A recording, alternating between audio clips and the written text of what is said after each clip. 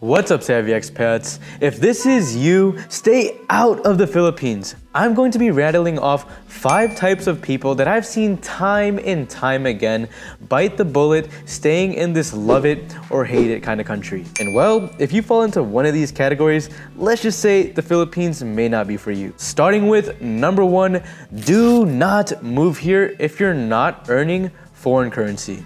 I'm going to lay it out plain and simple. There's absolutely no point in moving to the Philippines unless you're earning some of that good old green dollars or any other currency that has a higher exchange rate than the peso for that matter.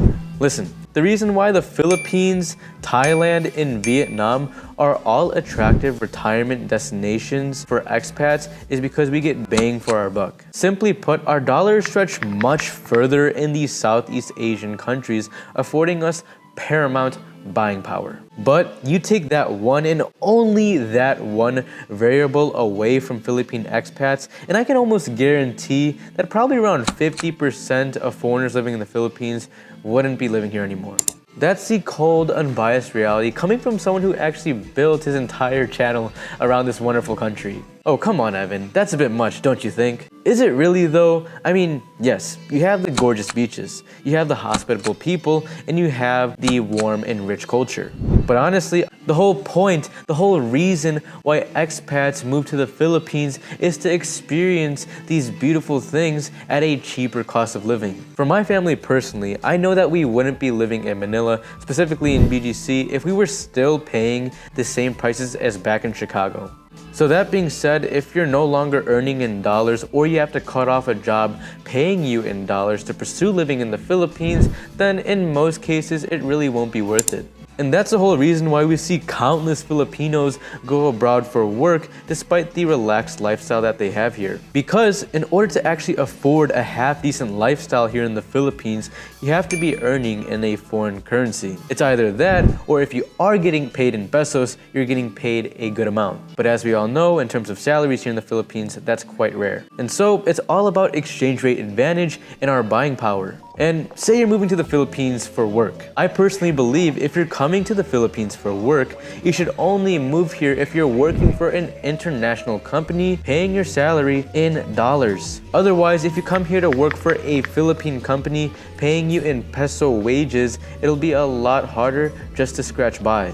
And as harsh as it may sound, and I mean no malice by this, your lifestyle really won't afford you any more than the local Filipino. And of course, at the end of the day, this all depends on your own personal living standards and what you're looking for. But my point is, the whole reason why you're moving to the Philippines is to bring your higher valued currency to this country so that you can get more bang for your buck. Oh, that massage only costs 500 pesos? That's only $10. Back in my country, that would cost $100. Oh, the haircut only costs 100 pesos? That's only $2. Back in my country, that would cost 30 bucks. Oh, it only costs 10,000 pesos to hire a maid? That's only 200 bucks per month. Back in my country, I wouldn't even think about hiring a maid. You see my point? What makes living in the Philippines so much sweeter is that your dollar stretches much further, affording you to live like a king. And once you take that away, what are you really left with?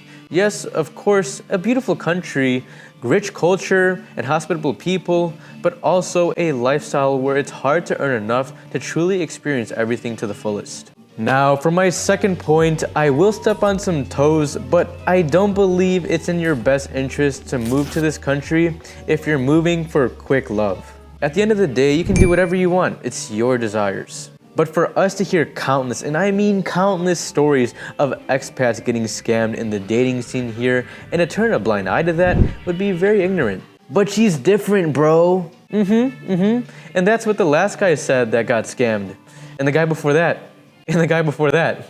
We recently had a long-term supporter and now turned a friend on the channel named JJ. And as wise as he is, one of the best pieces of advice that he gave in that half-an-hour-long interview we made recently is that you expats should watch out for the women here. It's not uncommon for the women here to be entertaining 5 LDR relationships at once while talking online. And mind you, these guys are sending her money on a weekly and monthly basis for a multitude of reasons. It could be because her family is genuinely struggling, or it could be for other reasons that she just made up. And so, although this is a pretty sensitive topic, I really do warn you not to come to the Philippines for some quick love, because more likely than not, you're going to get burned. The general rule I have for all expats here is the quicker you find quote-unquote love, the more likely you are to get burned. And while of course this doesn't apply to everyone, this isn't the truth with all cases, I would be lying if I didn't say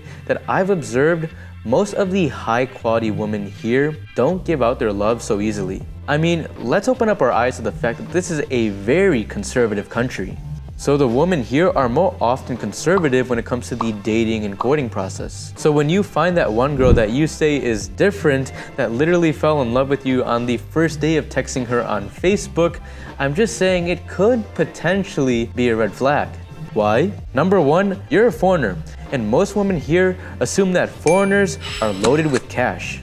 Secondly, you're from a Western country, so she may potentially see a blue shiny passport to get her out of this country. And third, you're actually loaded with cash, at least compared to the average local here. So again, who am I to tell you what to do with your own life?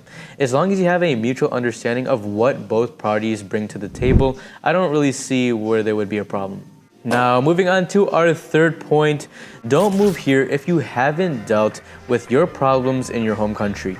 Far too often do we see many expats move to the Philippines as a means to get a second shot at life. And I have no problem with that. I think it's very nice to have new opportunities. But where that problem arises is when that second chance is coming from a place of getting away from unhandled business. You know what I mean? It's like, you don't want to move to the Philippines if moving here only serves as a means to stuff your skeletons back into your closet. Because more likely than not, those skeletons will come back to haunt you.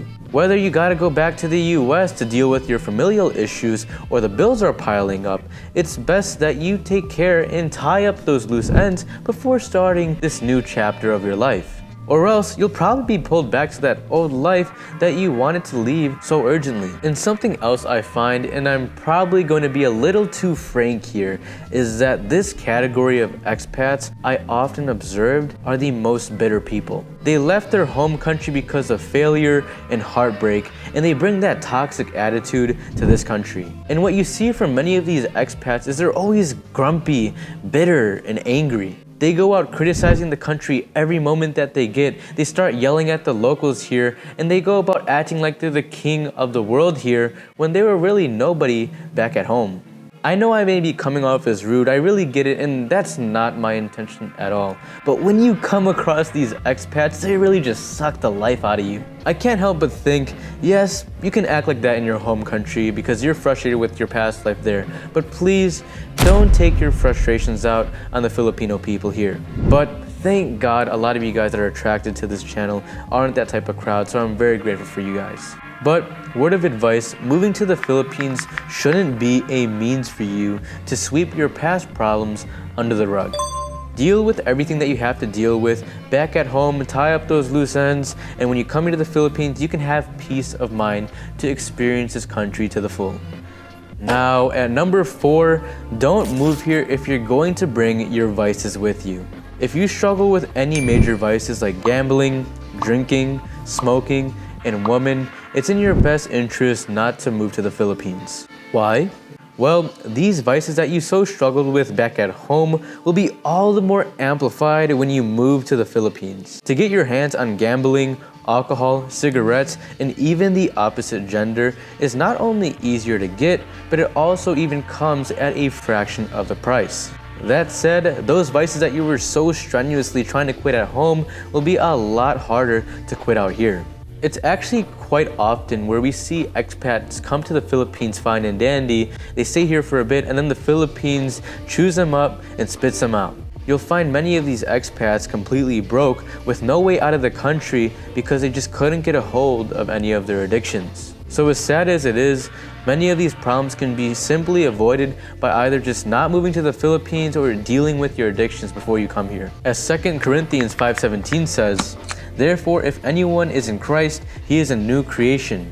The old is past, behold, the new has come. If you're struggling with any of these addictions today, give your life to Christ and you'll be made whole and new. Now, for our fifth and last point, don't come here if you're not open-minded. As obvious as it may sound, and although we know that the Philippines is a very unique country, we find many expats that come here not open-minded. You know, the kind of expat that criticizes every detail about the country because it's quote-unquote not like back at home. I mean, if you really want something like back at home, just stay in your home country or do what we did, stay in BGC. The whole reason we moved to the Philippines is because, number one, we don't really necessarily want what's back at home. Things like political controversy, rising crime rates, and even higher rising costs. And two, also because we want a new experience. Things like a new diverse culture, a laid-back lifestyle, and a lower cost of living. And I admit, I often find myself comparing the US to the Philippines, vice versa, and that's a major reason why a lot of you guys watch this channel.